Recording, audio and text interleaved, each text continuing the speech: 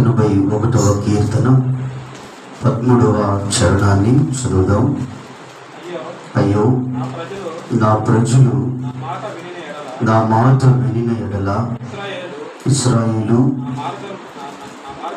నా మార్గములు అనుసరించిన ఎడల ఎంత మేలు. చలనిచ్చిన ప్రార్థన.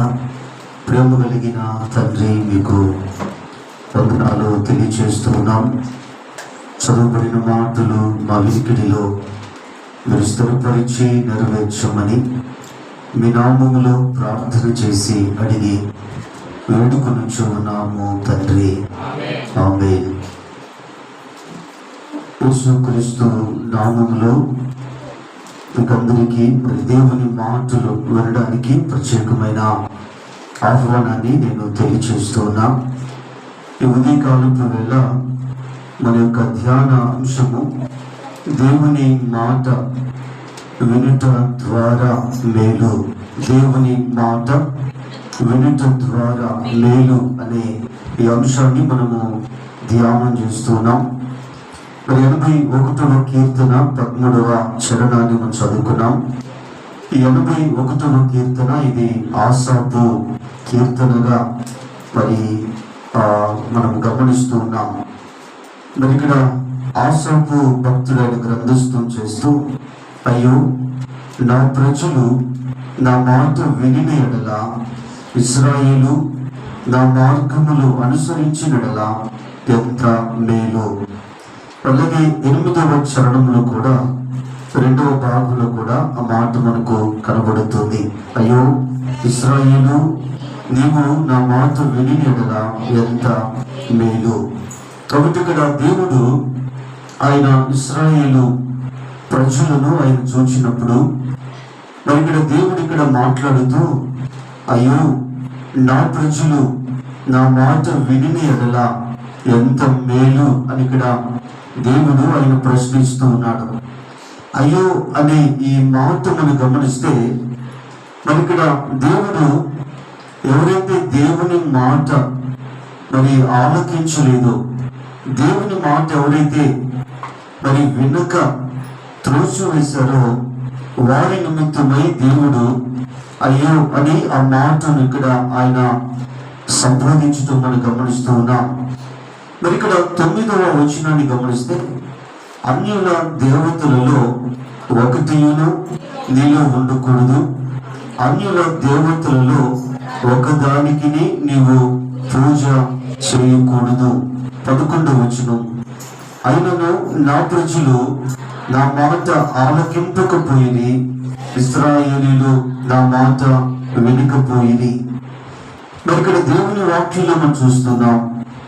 మరి ఇక్కడ 13వ చరణంలో దేవుడు అయ్యో నా ప్రజలు నా మాట వినని ఎడల ఎంత మేలు, ఎంత బాగుందో అని ఇక్కడ దేవుడు ఆయన ప్రస్తావిస్తూ, మరి ఇక్కడ ఇశ్రాయేలు ప్రజలు వారు విగ్రహారాధనలో ఉన్నట్లుగా 9వ చరణంలో మనం చూస్తున్నాం. మరి దేవుడు ఏదైతే విగ్రహారాధనకు దూరముగా ఉండమని చెప్పాడో, ఏదైతే అన్య మరి దేవతల్లో ఒకదానికి పూజ చేయకూడదు అని దేవుడు మాట్లాడుతున్నాడో, ఇశ్రాయేలీయులు దేవుని మాటను వారు ధిక్కరించారు. దేవుని మాటను వారు మీరి దేవుడు ఏదైతే చేయవద్దు చెప్తున్నాడో వాటిని వారు ఉంచుకోవటం, వాటికి వారు పూజలు మరి చేయటం ఇక్కడ మనము గమనిస్తూ ఉన్నాం. 11వ చరణం ఉంటుంది, అయినను నా ప్రజలు నా మాట ఆలకింపకపోయిరి, ఇశ్రాయేలీయులు నా మాట వినకపోయిరి.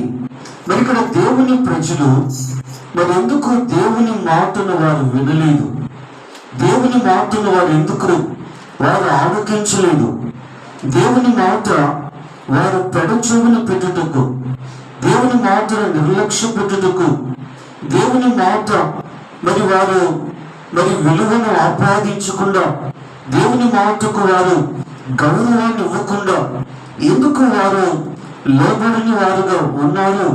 కారణం ఏంటి అని మనం గమనిస్తే 12వ చరణం ఉంటుంది, కాబట్టి వారు తమ స్వకీయ ఆలోచనలను బట్టి నడుచుకున్నట్లు వారి హృదయ కాఠిన్యములకు నేను వారిని అప్పగించుకుని. మరి ఇక్కడ దేవుని ప్రజలు దేవుని మాట వినక పోవడానికి కారణం ఏంటి అని మనం గమనిస్తే, వారు తమ స్వకీయ ఆలోచనలను బట్టి నడుచుకున్నారు.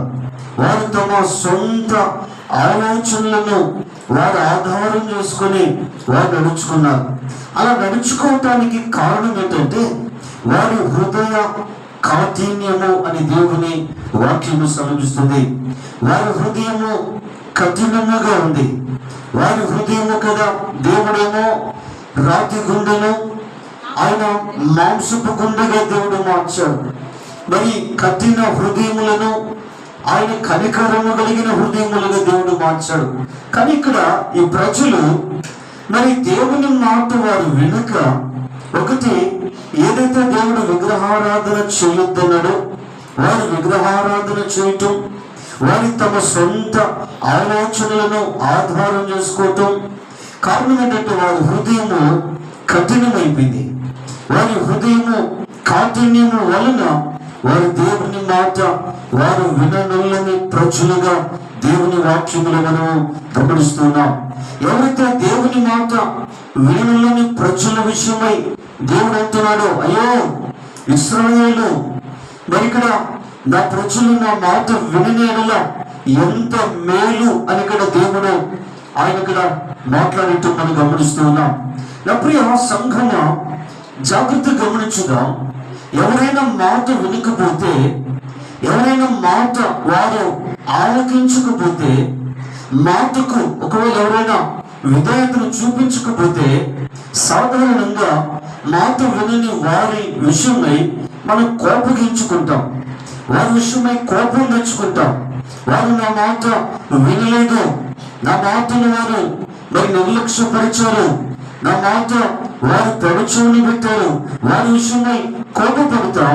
కానీ ఇక్కడ దేవుడు ఏంటి, ఆయన మాట వినని మరి దేవుని ప్రజల విషయమై ఆయన కోప పడుట లేదు, కానీ ఆయన కోపమును ఆయన వ్యక్తపరచుట లేదు. కానీ మరి ఇక్కడ అయ్యో అనే మాట ఇక్కడ మనం చూస్తున్నాం. ఈ మాట ఎవరైతే దేవుని మాట వినలేదో వారి విషయమై దేవుడు బాధను వ్యక్తపరుస్తున్నాడు. అయ్యో నా ప్రజలు నా మాట వినినడుగా ఎంత మేలు. మరి ఇక్కడ మాట వినని ప్రజల విషయమై ఆయన ఇక్కడ ఆయన బాధను వ్యక్తపరుస్తున్నాడు. మరి ఇక్కడ కోపములకు బదులుగా మరి ఇక్కడ మరి దేవుడు ఆయన వారి విషయమై ఆయన కోపగించుకోకుండా వారి విషయమై ఆయన బాధను వ్యక్తపరుస్తున్నట్లుగా దేవుని వాక్యంలో మనము గమనిస్తూ ఉన్నాం. నా ప్రియ సంఘమ, అయ్యో అనే మాటను బైబిల్లో ఒక చక్కటి ఉదాహరణ మీకు చూపించి నేను ముందుకు వెల్లడిస్తూపడుతున్నా. ఆదికాండం 1వ అధ్యాయం 17వ వచనాన్ని చదువుదాం. ఆదికాండం 1వ అధ్యాయం 17వ వచనం.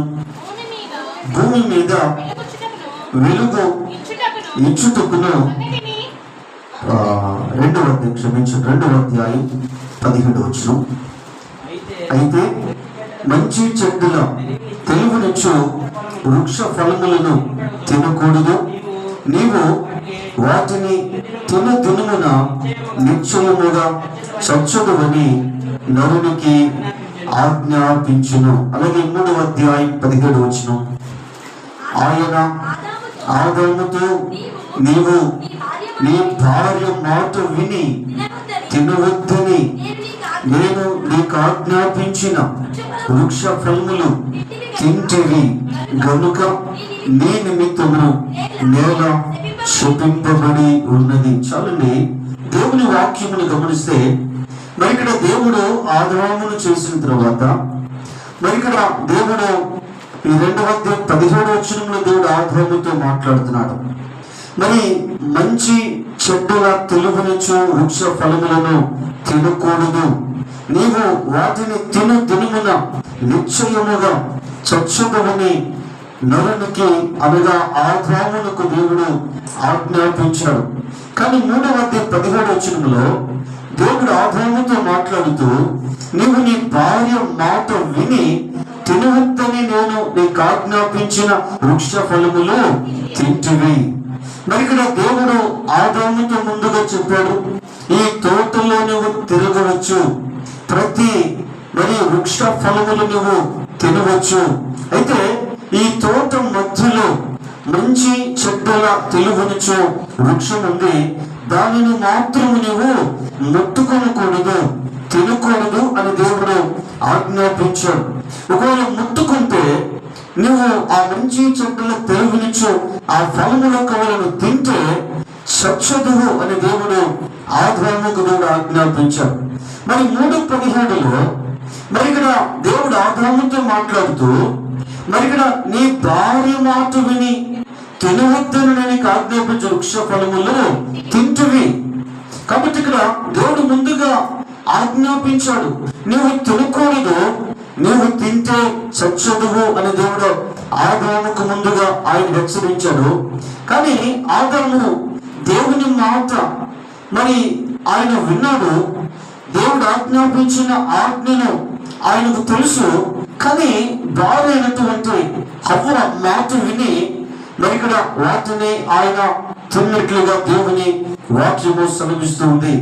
అప్పుడు సంఘము గమనించుదాం, ఇక్కడ రాయబడిన మాట గమనిస్తే కదా, మరి నీ నిమిత్తము నేల శపింపబడి ఉన్నది.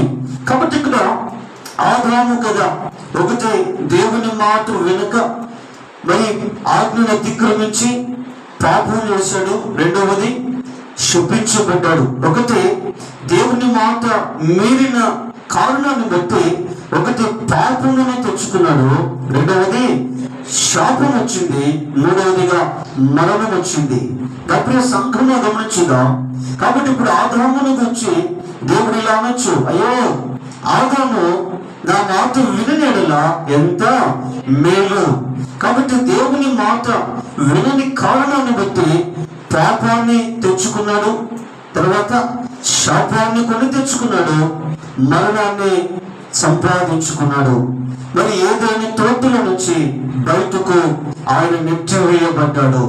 నా ప్రియ సహోదరుడా సహోదరి, ఈ ఉదయకాలపై ఒకసారి ఆలోచన చేద్దాం. లేదా దేవుడు అంటున్నాడు, అయ్యో నా ప్రజలు నా మాట వినినలా ఎంత మేలు అని. ఇక్కడ దేవుడు మాట విని వారి విషయమై ఆయన కోపమునకు బదులుగా బాధను ఆయన వ్యక్తపరుస్తూ, మాట విని వారిని సహితము కూడా దేవుడు తన ప్రేమను ఆయన వెల్లడి పరుచుతూ ఇక్కడ మనము గమనిస్తూ ఉన్నాం. ఈ ఉదయకాలపు వేళ దేవుని మాట వినటం ద్వారా మేలు అనే అంశంలో 3 విషయాలు మనము ధ్యానం చేద్దాం. మొట్టమొదటిగా దేవుని మాటలు, రెండవది వినుట, మూడవది వినుట ద్వారా కలిగే మేలులు. నాకున్న సమయంలో ఈ 3 మాటలు క్లుప్తంగా మనము ధ్యానించి ముగించడానికి ప్రయత్నం చేద్దాం. మొట్టమొదటిగా దేవుని మాటలు. మరి కీర్తనల గ్రంథం 12వ కీర్తన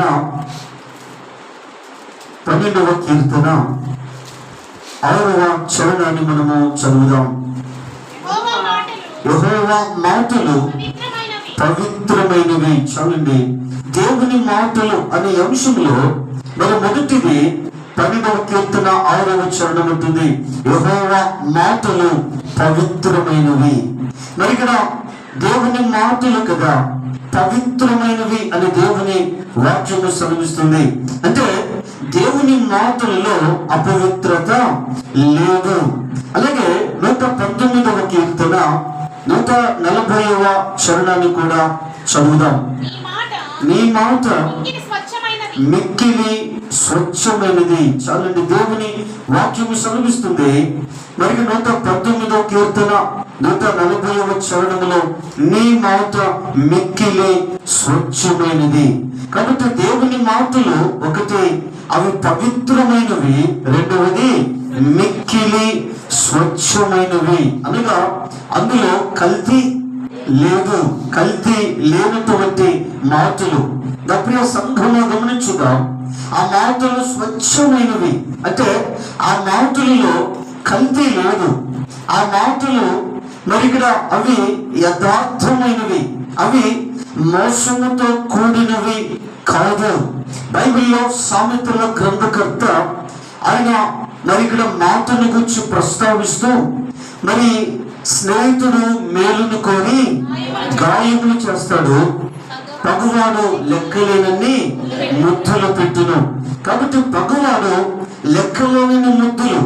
మరి ఇక్కడ పగువాని మాట ఎలాగుందంటే చాలా మాధుర్యముగా ఉంది. ఆదికాండం మరి 3వ అధ్యాయాన్ని గమనిస్తే మరి ఇక్కడ హవ్వ దగ్గరకు వచ్చినటువంటి సర్పము కదా, మరి ఎంత చక్కగా మాట్లాడుతుందో, మరి ఎంత మాధుర్యముగా మరి ఇక్కడ హవ్వతో తాను మాట్లాడటం అక్కడ మనము గమనిస్తున్నాం. మరి ఈ మాట వెనుక ఆదాము హవ్వలు దేవుని మాటను వారు మీరాలి అన్నదే ఈ మాట మాధుర్యము వెనుక. ఈ మాట ఏదో ఈ తీపిగా ఉన్న ఈ మాట వెనుక మరి అసలు సంగతి మరి విషయము అనే సమయంలో మీ గమనానికి తీసుకుని వస్తున్నా. కానీ ఇక్కడ దేవుని మాటలు మిక్కిలి స్వచ్ఛమైనవి. ఆ మాటలు స్వచ్ఛమైనవిగా ఉన్నాయి. అందులో మరి ఎలాంటి దోషము లేదు, కల్తీ లేదు. ఆ మాటలు మరి ఇక్కడ ఎలాంటి మోసపూరితమైనవి కాదు. ఆ మాటలు కపటముతో కూడినవి కాదు అనే సమయంలో మీ గమనానికి తీసుకొని వస్తున్నాం. అలాగే లూకా శుభవార్త 4వ అధ్యాయము, లూకా శుభవార్త 4వ అధ్యాయము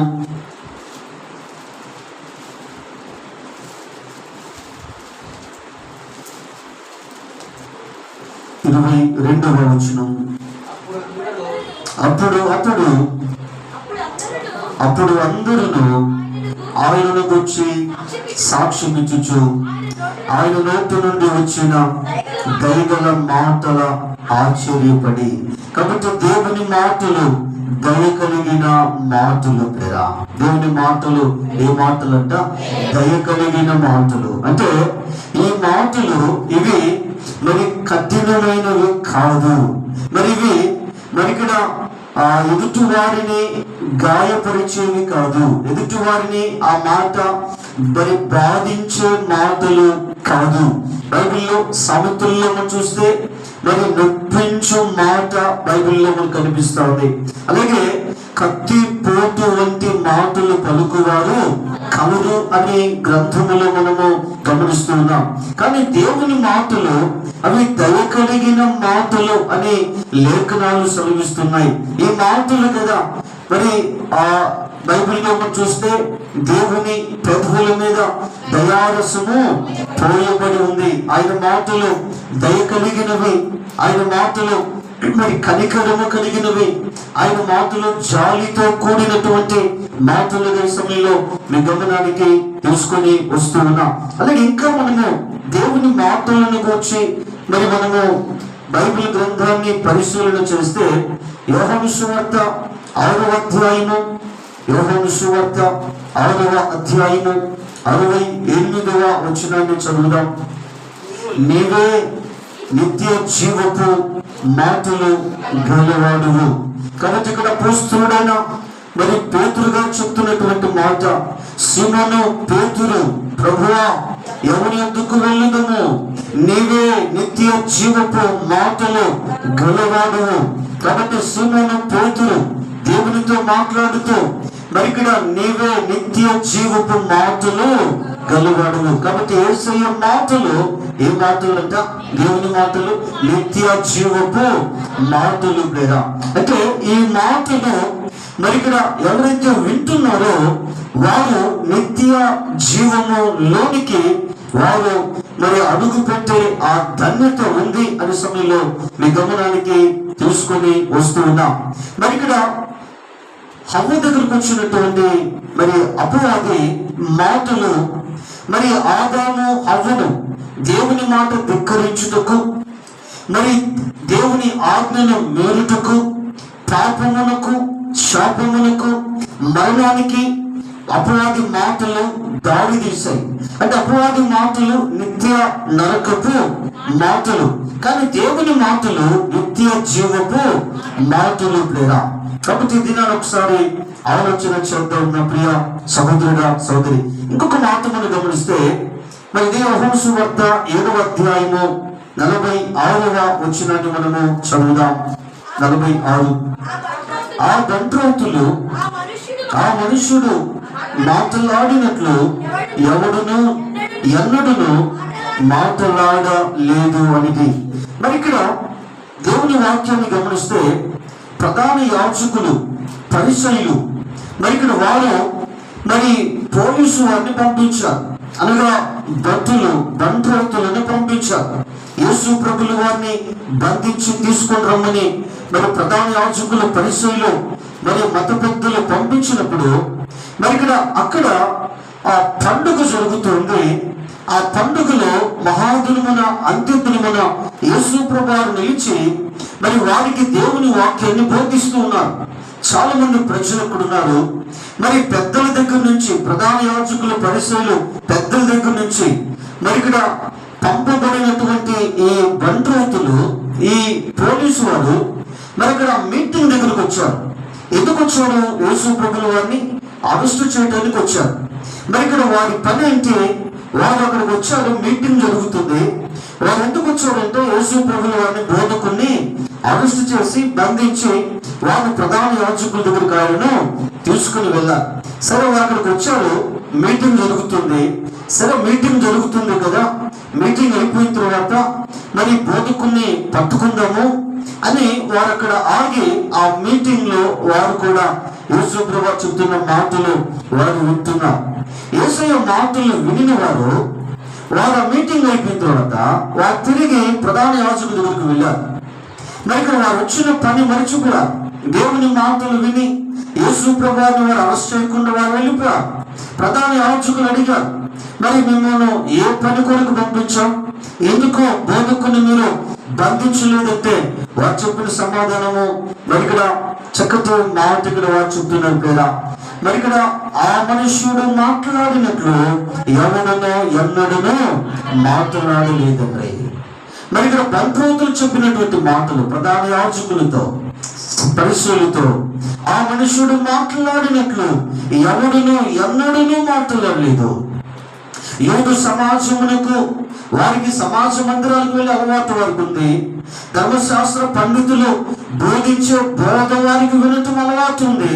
కానీ యేసుక్రీస్తు ప్రభు వారి బోధ, యేసు ప్రభు వారి మాటలు కదా అండి. మరి పోలీసులు సహితము కూడా వారు కూడా ఆశ్చర్యపోయారు. మరి ఇక్కడ ఆయనను బంధించడానికి వారు ఇష్టపడలా. ఆయన మాట్లాడినట్లు ఎవడును ఎన్నడూ మాట్లాడలేదు అండి.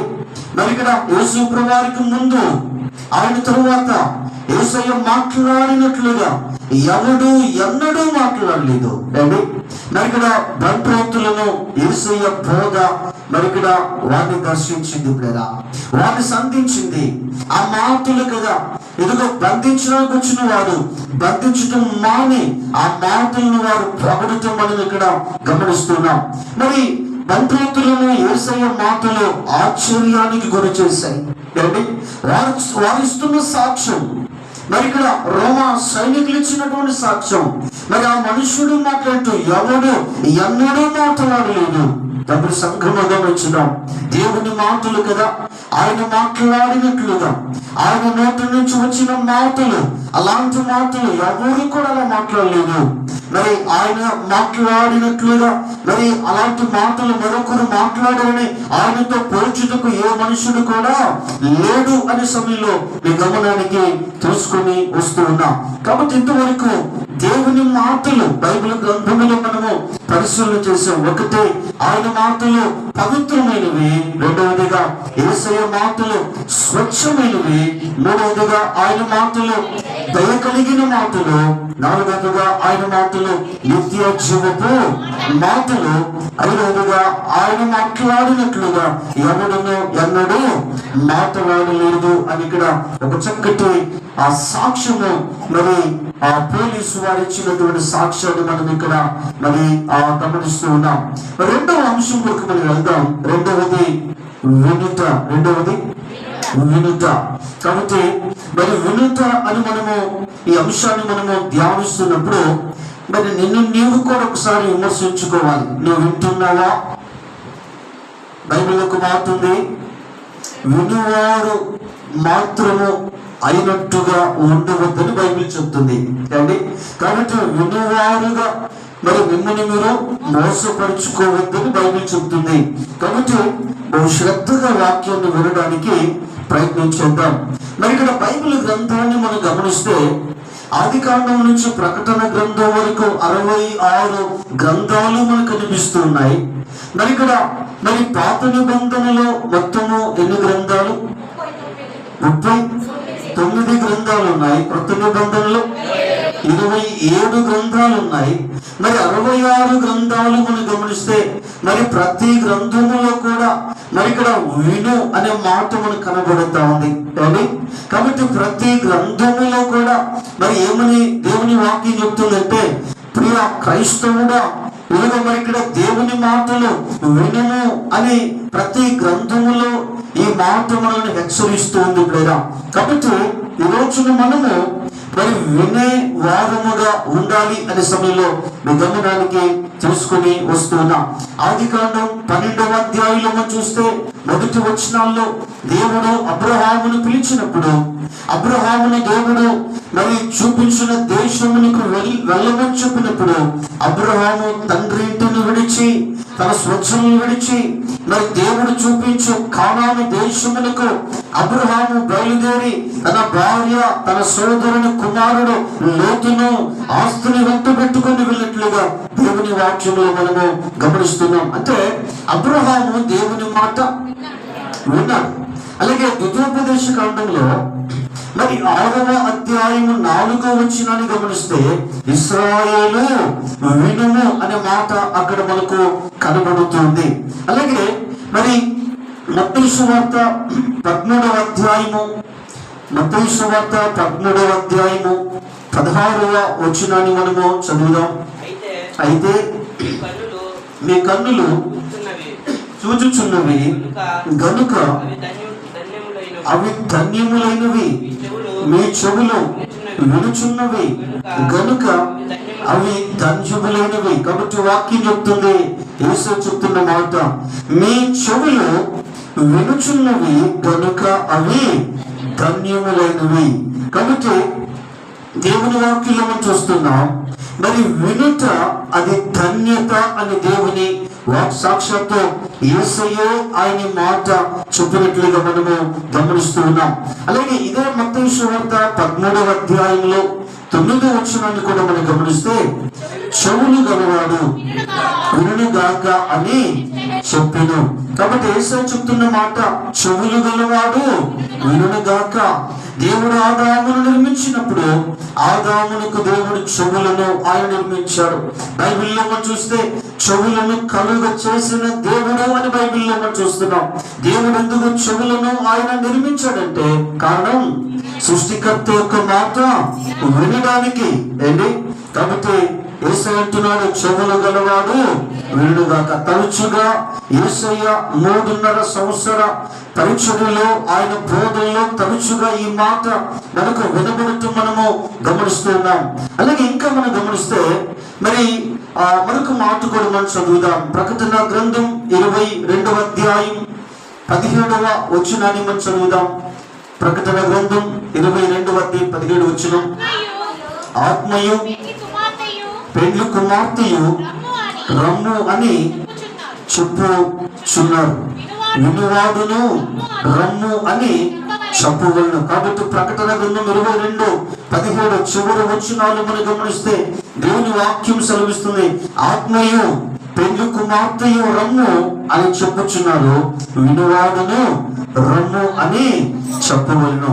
కాబట్టి ఆది కాండం నుంచి ప్రకటన గ్రంథం వరకు మరి ప్రతి గ్రంథములో కూడా మరి మనకు తరచుగా కనబడుతున్న ఒక మాట ఏంటో తెలుసా? మరి దేవుని ప్రజలు దేవుని మాట వినాలి. కాబట్టి ఈ రోజున దేవుని మాట మనము వినే మరి ప్రజలముగా, వినే సంఘముగా, వినే క్రైస్తవ విశ్వాసులుగా వినే కుటుంబాలుగా మనం ఉండాలి అనే సమయంలో మీ గమనానికి నేను తెలుసుకొని వస్తున్నా. కాబట్టి ఈ వినుట మరి వినువాడు ధన్యులు అని మనం చూస్తున్నాం. మరి ఇక్కడ చెవి కలిగిన వాడు వినుగాక అనేసి మాట్లాడుతున్నారు. మరి ఇశ్రాయేలు వినుము అని ఇక్కడ లేఖనాల్లో మనము గమనిస్తూ ఉన్నాం. కాబట్టి మరి ఇక్కడ దేవుని వాక్యాన్ని గమనిస్తే మరి ప్రతి విశ్వాసి కూడా, ప్రతి క్రైస్తవుడు కూడా, ప్రతి సంఘము కూడా దేవుని మాట వినాలి అనే సమయంలో మీ గమనానికి నేను తీసుకొని వస్తున్నా. మూడవ విషయంలోకి మనం వెళ్దాం. మూడవ విషయము వినుట ద్వారా కలిగే మేలులు. మరి 81వ కీర్తన 16వ చరణాన్ని మనము చదువుదాం.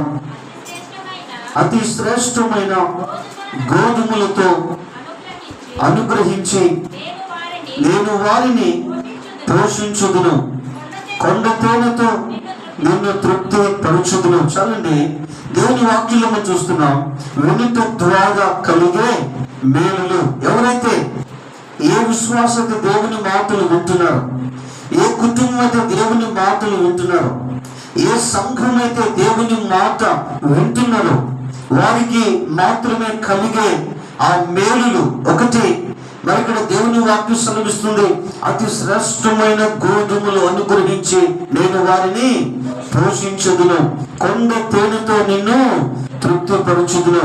కాబట్టి దేవుని మాట వినుటలో మరి కలిగే ఆ మొట్టమొదటి మేలు ఏంటి అంటే, దేవుడు ఆయన పోషిస్తాడు, ఆయన తృప్తిపరుస్తాడు. లేదా ఎవరైతే దేవుని మాట వింటున్నారో వారి జీవితంలో మేలులు కలుగుతూ ఉన్నాయి.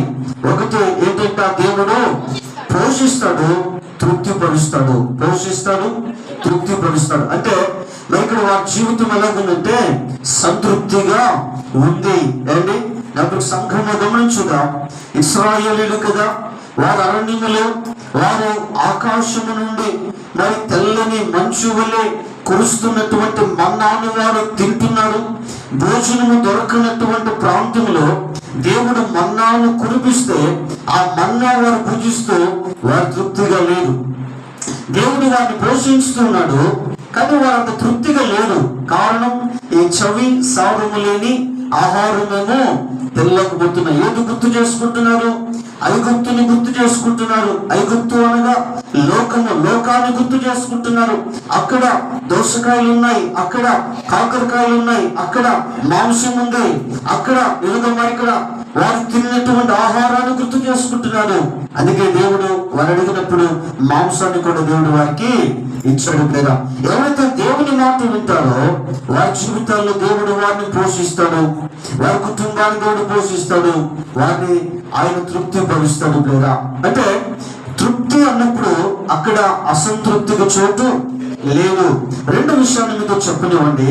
ఇర్మియా గ్రంథము 15వ అధ్యాయము 16వ వచనాన్ని మనము చదువుదాం. ఇర్మియా 15వ అధ్యాయము 16వ వచనం. నీ మాటలు నాకు దొరకగా నేను వాటిని భుజించి తిని, సైన్యములకు అధిపతి యెహోవా దేవా నీ పేరు నాకు పెట్టబడును గనుక నీ మాటలు నాకు సంతోషమును, నా హృదయములకు ఆనందమును కలుగజేయుచున్నవి. కాబట్టి ఇర్మియా ప్రవక్తకుడు ప్రవచిస్తూ, నీ మాటలు నాకు దొరికాయి, నేను వాటిని భుజించాను. కాబట్టి దేవుని మాటలు మరి ఇక్కడ ఆహారముతో మరి పోల్చబడినట్లుగా మనము గమనిస్తున్నాం. మరి పరలోకపు మన్నాతో దేవుని మాటలు పోల్చబడ్డాయి. కాబట్టి మాటలు దొరికినప్పుడు ఏం చేయాలంట? భుజించాలి. వినాలి జాగ్రత్తగా. అప్పుడు సంఘము గమనించుగా, దేవుని మాటలు దొరికినప్పుడు భుజించాలి. కాబట్టి మాటలు భుజించినప్పుడు మరి ఇక్కడ నాకు సంతోషమును, నా హృదయమునకు ఆనందం. కాబట్టి దేవుని మాటలు వినుట ద్వారా కలిగే మేలులు రెండవది గమనిస్తే సంతోషము, హృదయానికి ఆనందం. మరి ఇక్కడ ఈరోజు మరి చాలా మంది జీవితాల్లో సంతోషం లేదు. మరి చాలా మంది ఒకవేళ బయటకు వారు సంతోషంగా కనబడుతున్నారు కానీ వారి హృదయంలో వేదనతో ఉన్నారు. వారి హృదయము మరి దుఃఖముతో వారి హృదయం భారముగా ఉన్నట్లయిన సమయంలో మీ గమనానికి తీసుకొని వస్తూ ఉన్నా. బయటికి సంతోషంగా కనబడుతున్నారు కానీ వారి హృదయం కదా మరి బరువెక్కిన గుండెలతో చాలా మంది ఈ రోజు మనము గమనిస్తూ ఉన్నాం. ఎవరైతే దేవుని మాట వింటారో వారి జీవితాల్లో కలిగే మేలు ఏంటి అంటే వారికి సంతోషము, వారి హృదయమునకు ఆనందం. వారి జీవితంలో సంతోషం, వారి హృదయంలో అంటే మరి గుండెల్లో ఆనందం ఉన్నట్లుగా సమయంలో మీ గమనానికి నేను తీసుకొని వస్తూ ఉన్నా. ఈరోజు ఈ సంతోషం నీకు కావాలంటే, ఈరోజు నీ గుండెల్లో ఎదుగు మరి నింపబడిన ఆనందం నీకు కావాలంటే, దేవుని మాటలు దొరికినప్పుడు, ఆ మాటలు నీవు భుజించినప్పుడు, ఆ మాటలు వినినప్పుడు, ఆ మాటలు నీకు మేలును కలుగు చేస్తాయి. మూడవది గమనిస్తే మత్తయి సువార్త 4వ అధ్యాయము 4వ వచనాన్ని మనము చదువుదాం. మత్తయి 4వ అధ్యాయం 4వ వచనం. అందుకు ఆయన మనుషుడు రొట్టె వలన మాత్రము కాదు గాని దేవుని నోటి నుండి వచ్చు ప్రతి మాట వలనను జీవించును. కాబట్టి దేవుడు అపవాదితో చెప్తున్నటువంటి మాట, నా ప్రియ సహోదరుడా సహోదరి, మనుషుడు రొట్టె వలన మాత్రమే కాదు గాని దేవుని నోటి నుంచి ప్రతి మాట వలన జీవించును. కాబట్టి మరి దేవుని మాట వినటం ద్వారా కలిగే ఆ మూడవ మేలు ఏంటి అంటే మరి ఇక్కడ దేవుని మాట మరి ద్వారా మనము జీవించుచున్నాం, దేవుని మాట ద్వారా మనము బ్రతుకుతూ ఉన్నాం. కాబట్టి రోజు బ్రతికి ఉన్నాము అంటే భౌతికంగా, ఆధ్యాత్మికంగా కారణము మరి వింటున్న దేవుని మాట ద్వారా కలిగిన మేలులు అనే సమయంలో మీ గమనానికి తీసుకొని వస్తున్నా. 119 కీర్తన 50వ వచనంలో కదా, నీ వాక్యము నన్ను బ్రతికించి ఉన్నది. కాబట్టి ఆయన వాక్యం, ఆయన మాట మనల్ని బ్రతికిస్తుందని ఈ సమయంలో మీ గమనానికి తీసుకొని వస్తున్నా. మరి ఇంకా 4వదిగా గమనిస్తే యోహాను సువార్త 15వ అధ్యాయము, యోహాను సువార్త 15వ అధ్యాయము 7వ వచనాన్ని మనము చదువుదాం.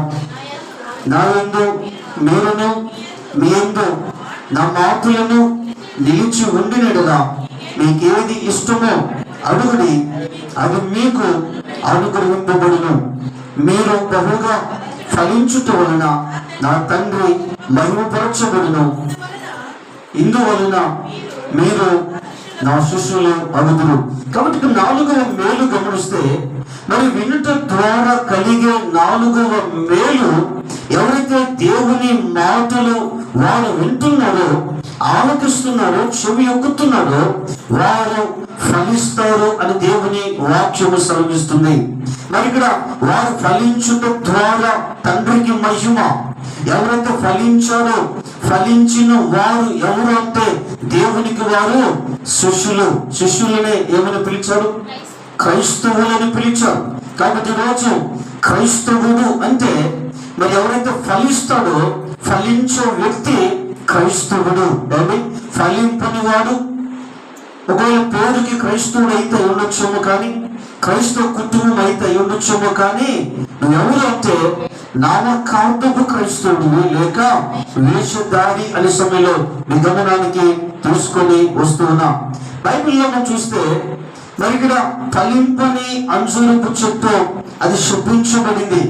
శపించబడిన చెట్టు ఏమైపోయిందంట? వేర్లతో సహా ఎండిపోయింది.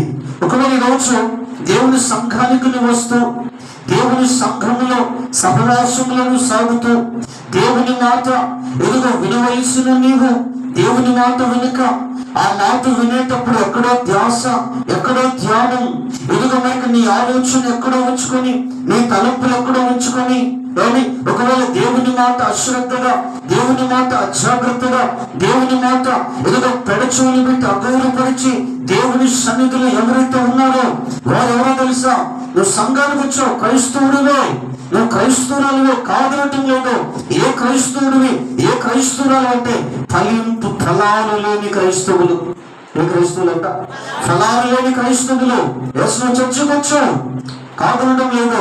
దేవుని మందిరంలో కూర్చున్నావు, కానీ దేవుని మాట వినలేదు.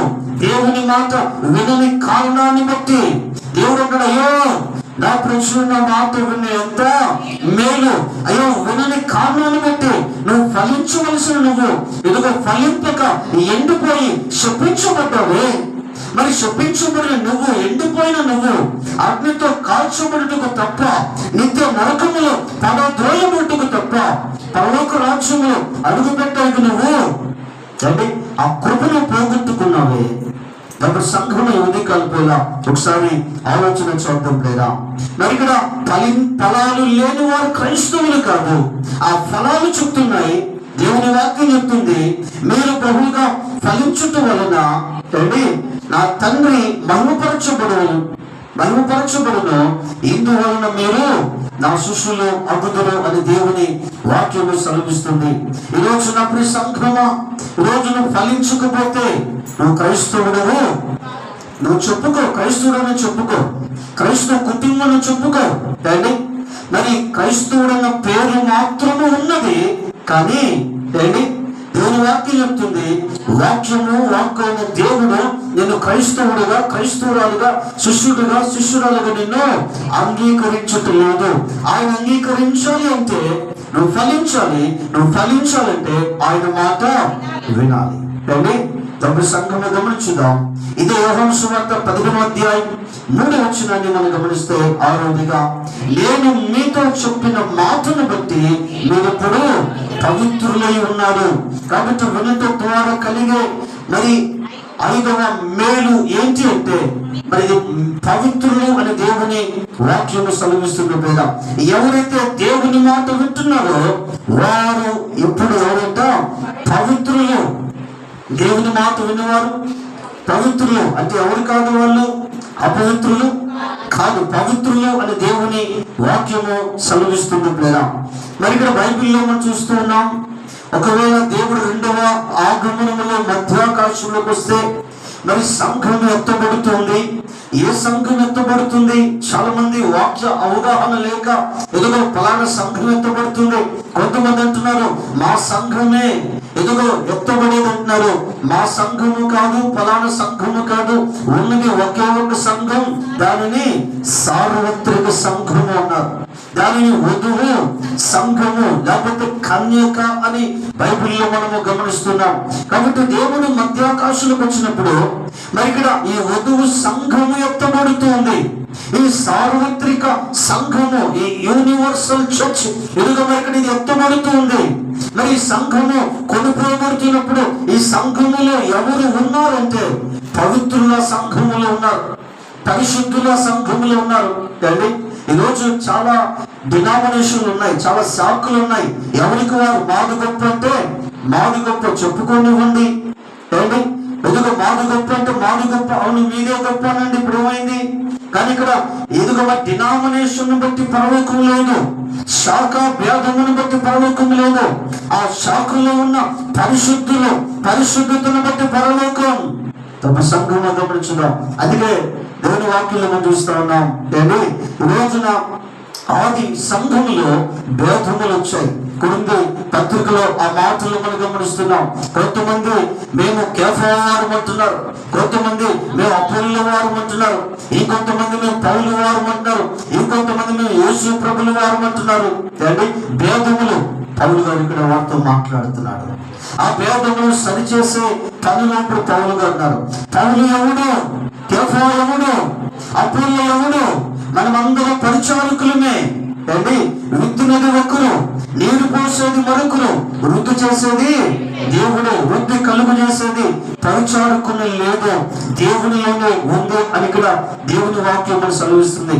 ఈ రోజున సంఘాలు వేరు కావచ్చు, ప్రాంతాలు వేరు కావచ్చు, లేకపోతే శాఖ ఎదుగు మరి ఇక్కడ భేదం ఉండొచ్చు, ఆరాధన పద్ధతిలో భేదం ఉండొచ్చు. అంత మాత్రాన నాది గొప్ప నీది తక్కువ, లేకపోతే నీది ఎక్కువ. లేకపోతే గమనించుగా డబ్బు సంఘమా, మరి మనం వేరుగా ఉండొచ్చు, కానీ మనం అందరూ ఎవరిమే క్రైస్తవులము. మనమందరం ఒకే ఒక దేవుణ్ణి ఆరాధిస్తున్నారు. ఈ రోజున నేటి కొన్ని క్రైస్తవ సంఘాలు గమనిస్తే వారు మరి ఇక్కడ వారి శాఖకు సంబంధించిన వారిని తప్ప ఇంకెవరిని ప్రేమించరు, ఇంకెవరికి వందనాలు చెప్పరు, ఇంకెవరిని పలకరించరు. అంటే వారు ఆ శాఖలో ఉన్నారు, ఆ శాఖాపరమైనటువంటి బోధ మరి ఇక్కడ వారి మనోనేత్రాలు మూయబడ్డాయి అండి. దాంట్లో సంఘము గమనించుదాం. అందుకే కొంతమందిని మరి వారి క్రైస్తవులే అయినప్పటికీ వారు మన శాఖ కాదు కాబట్టి, వారు మన సిద్ధాంతం ఇదిగో మన యొక్క పేరు క్రింద వారు లేరు కాబట్టి వారు మనం పలకరించాల్సిన అవసరము లేదు. కాబట్టి దయచేసి గమనించుదాం. వాక్య అవగాహన లేకపోతే వాక్యాన్ని చదువు, వాక్య పరిజ్ఞానాన్ని పెంచుకో, నిన్ను వలే నీ పొరుగువాన్ని సాటి క్రైస్తవునే ప్రేమించలేవు. నువ్వు పొరుగువాడి దాకా పక్కన పెడతావు, కాసేపు సాటి క్రైస్తవుని ప్రేమించలేవు అండి. అప్పుడు సంఘంలో గమనించదు, వాక్యమేమో నిన్ను వాళ్ళని పొరుగువాడిని ప్రేమించు అని చెప్తుంది. కాబట్టి నేను సంఘానికి ఒక మాట చెప్తుంటే ఇప్పుడు కూడా మరలా చెప్తున్నా, ఏ సంఘానికి వెళ్ళేవారైనా మీకు కనిపిస్తే ఏం చెప్పాలా? వందనాలు చెప్తాం.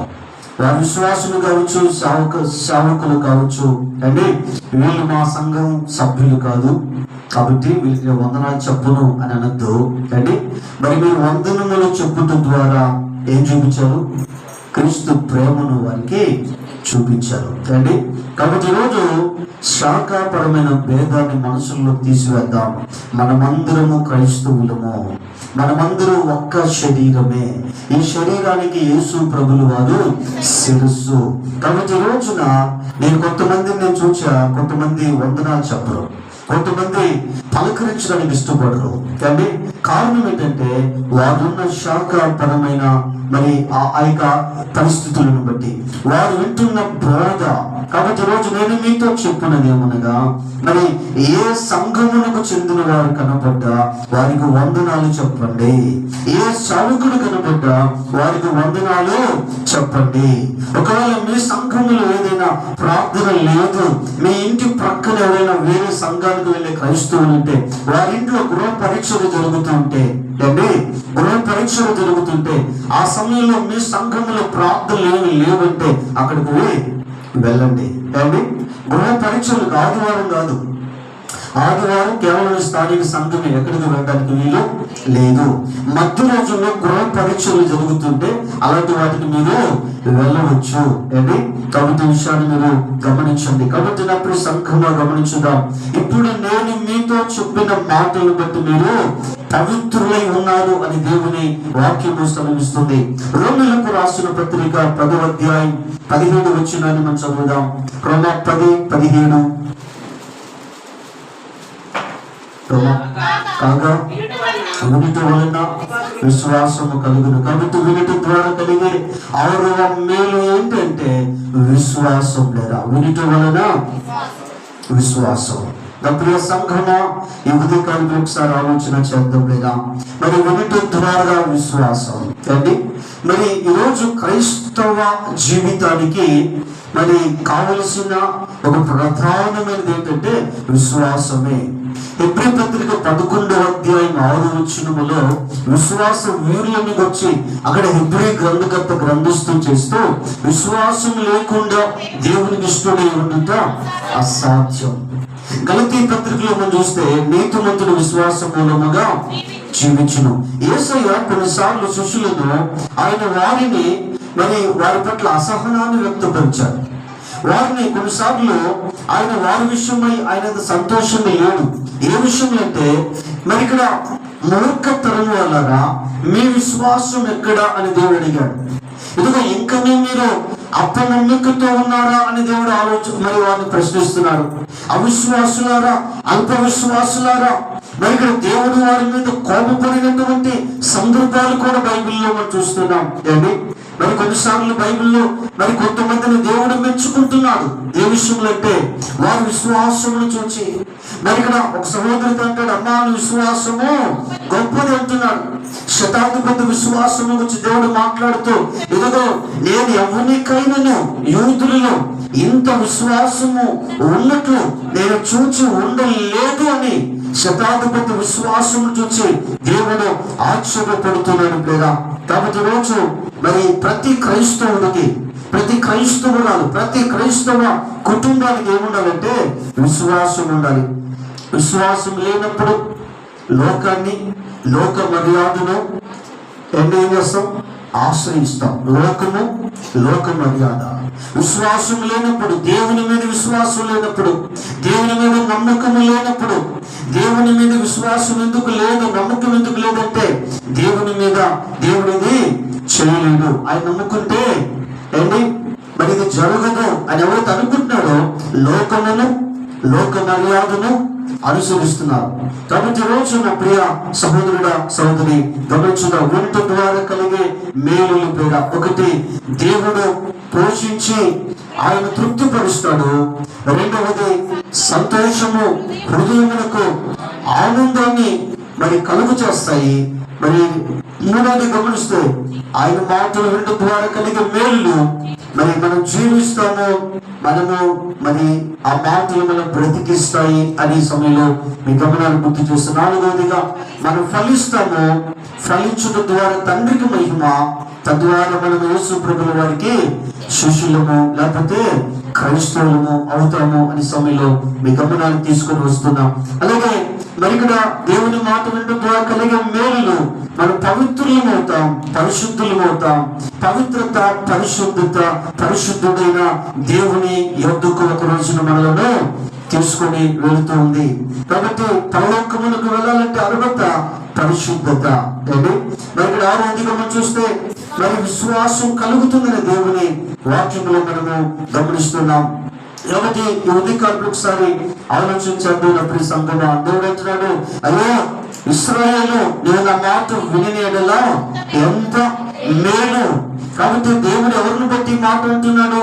ఎవరైతే దేవుని మాట వినలేదో, దేవుని మాట ఆలోచించలేదో, దేవుని ఆజ్ఞలను ఎవరైతే ఎదుగో ధిక్కరించి ఎదుగో దేవునికి అవిధేయులుగా ఉన్నారో వారి విషయమై దేవుడు ఆయన కోపపడలేదు, కానీ ఆయన బాధను వ్యక్తపరుస్తున్నాడు. అయ్యో నా ప్రజలు నా మాట వినలా ఎంత మేలు అని ఇక్కడ దేవుడు ఆయన బాధను వ్యక్తపరుస్తున్నాడు ప్రియుడా. కాబట్టి ఈ రోజున ఏ మాట అయితే మనం వినలేదు, ఏ మాట అయితే మనం ఆలోచించలేదు, ఏ మాటలైతే మనం పెడచూలు పెట్టామో ఆ మాటలు ఏ మాటలంట? అవి పవిత్రమైనవి, అవి స్వచ్ఛమైనవి, అవి దయ కలిగినవి, అవి నిత్య జీవపు మాటలు. ఇలాంటి మాటలు ఎవరో ఎప్పుడు ఎన్నడూ మాట్లాడలేదు. ఇలాంటి మాటలను మనము పెడచూలు పెడుతున్నాం. ఇలాంటి మాటలకు మనము చెవి ఒగ్గుతలేదు. ఇలాంటి మాటలు వినడానికి అంత సుముఖంగా లేము. అందుకే వాక్యం చెప్తుంది, మరి వినుట ఏంటి? ఎవరైతే వింటున్నారో వారు ఆ చెవులు ధన్యములైనవని దేవుడు అంటున్నాడు. ఎదుగో చెవి కలిగిన వాడు వినుడు గాక అని దేవుడు మాట్లాడుతున్నాడు. మరి దేవుడు అంటున్నాడు, ఇశ్రాయేలీయులారా నా మాట విను అంటున్నాడు. కాబట్టి వాక్యంలో మనం గమనిస్తున్నాం. మరి ప్రకటన గ్రంథంలో మనం చూసాం, 3వ అధ్యాయం 6వ వచనంలో సంఘములతో ఆత్మ చెప్పుచున్న మాట చెవి కలిగిన వాడు వినుగాక అని దేవుని వాక్యంలో మనం చూస్తున్నాం. కాబట్టి ఆదికాండము మొదలుకొని ప్రకటన గ్రంథము వరకు ప్రతి గ్రంథములో కూడా విను అనే హెచ్చరిక మనకు కనబడుతుంది కూడా. కాబట్టి రోజున ఈ వినుట అనే హెచ్చరికను నువ్వు స్వీకరిస్తే వినుట ద్వారా కలిగే మేలులో మరి ఇక్కడ నువ్వు నీ కుటుంబం పోషించబడుతుంది, తృప్తిపరచబడతారు. మరి ఇక్కడ నీకు నీ కుటుంబానికి సంతోషము, హృదయము, ఆనందం. భౌతికంగా ఆయుష్ పొడిగించబడి బ్రతుకుతావు, ఆధ్యాత్మికంగా వాక్యానుసారంగా నువ్వు బ్రతుకుతావు. వేషధారిని కాక ఆయన మాట వింటే ఇలాగ మనకు నువ్వు ఫలిస్తావు. నువ్వు ఫలించినప్పుడు ఒకరోజు నిత్య జీవములు అడుగు పెట్టడానికి నువ్వు అర్హుడవు. కారణం నీ ఫలభరితమైన జీవితం. ఒకవేళ ఫలించకపోతే శపించబడతావు, ఎండిపోయి అగ్నితో కాల్చబడతావు. కాబట్టి దేవుని మాట వినడం ద్వారా పవిత్రులు లేక పరిశుద్ధులు, అలాగే విశ్వాసము. తప్పుడు సంఘమా ఈరోజు ఒకసారి ఆలోచన చేద్దాం. ఒకవేళ దేవుని మాట వినకపోతే దేవుని మాట వినకపోతే ఆ మేలులన్నీ కూడా మనము మన చేతులారా మనము జారు విడుచుకుంటున్నాం. డబ్బు సంఘంలో గమనించుదాం. పెద్దలు అంటారు కదా, నా మాట విను బాగుపడుతూ ఉంటారు. కొన్నిసార్లు మరి పెద్దల మాట వినుక మన ఇష్టానుసారంగా నడుచుకొని ఏదైనా మరి జరగకూడదు జరిగినప్పుడు ఆ పెద్దలు కదా ఒక్కసారిగా కుప్పకూలి వాడు బోరుని ఏడుస్తూ విలిపిస్తూ అంటారు, అయ్యో నా మాట విని ఉంటే ఇలా జరిగి ఉండేది కాదు కదా, ఇదిగో నా మాట ఇదిగో అందుకే విను పదే పదే చెప్పాను, నువ్వు వినలేదు అందుకే ఇలా జరిగిందని కొన్నిసార్లు మనము అలాంటి సందర్భాలు మనం చూస్తున్నాం. బైబిల్లో కొన్ని మాటలు గమనిస్తే ఆదికాండంలో మనం చూస్తే 27వ అధ్యాయంలో అక్కడ మరి యాకోబు మనకు కనిపిస్తాడు.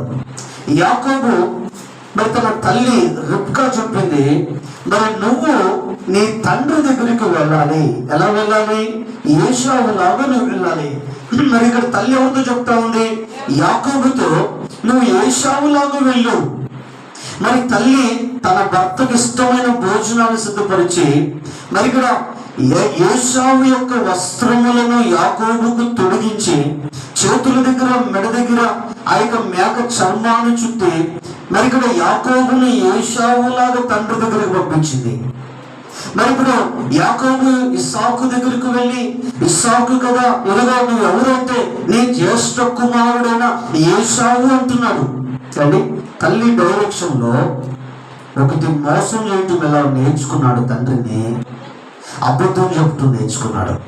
మరి ఇక్కడ కన్న తల్లి మాటలు తన రెండవ కుమారుని యాకోబును మోసము చేయుటలో అబద్ధము చెప్పుటలో మరి అండి అలా నడిపించాయి. అలాగే బైబిల్లో మనం చూస్తే కదా కొన్ని మాటలు దేవుని వాక్యములు మనం గమనిస్తే మత్తయి 14వ అధ్యాయంలో కదా 8వ వచనంలో హేరోదియా కనిపిస్తుంది. హేరోదు రాజు యొక్క తమ్ముడు భార్య. మరి హేరోదు రాజు తమ్ముడు చనిపోయాడు, తమ్ముడు భార్యని ఇప్పుడు హేరోదు రాజు ఉంచుకున్నాడు.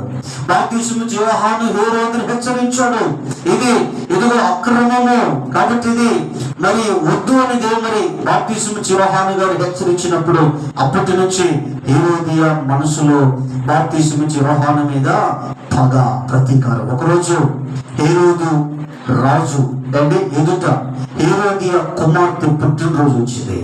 హేరోదియా కుమార్తె పుట్టినరోజు వచ్చినప్పుడు ఆ తల్లి చెప్పింది, నీ తండ్రి ముందు నువ్వు నాట్యమాడి నీ తండ్రి ఏం కావాలా అని అడిగితే మరి బాప్తిస్మము యోహాను తల వెండి పళ్ళెములు పెట్టి ఇవ్వు అని ఆ తల్లి తన కుమార్తెకు డైరెక్షన్ ఇచ్చింది.